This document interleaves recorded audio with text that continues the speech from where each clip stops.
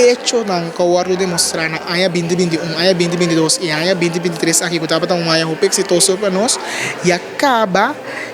muito bem de certo informe trove nossa abre inscrição para mestre poner mirando e tantíssimo interesse que nós temos para aya 2024 e me querer 2024 nós vai para evento mais grande mirando que aya 2025 nós temos surpresa grande para o povo de Bonaire e o mundo completo.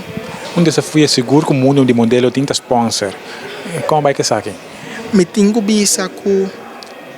em comparação com a AIA 2021 e 2022, a AIA aqui estava tão AIA que nós temos com o sponsor, na nossa batata na porta, dois dias, mesora na assadia a porta,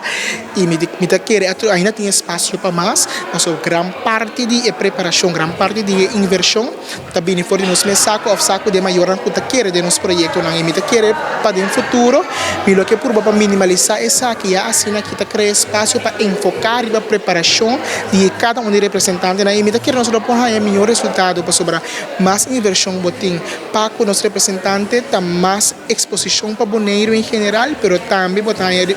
a candidata na hora de nível e menos stress, virando com o enfoque principal, tá para ter preparação. Jogo também botim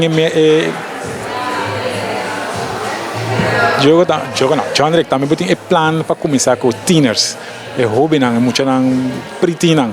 quando é plano aqui. Me tenho que pensar que já acaba plano cristalizar, nós temos 3 mancava com nosso dando serviço na muito nang fora de 6 te cujas 3 anos e pronto lo me vem back na prensa para assim que nós vai contamos nang que dia lo vai virar nos show caminha com nós vai saca fora de grupo de um chiquito nang é representante para certame de Miss Hispanoamérica 2024.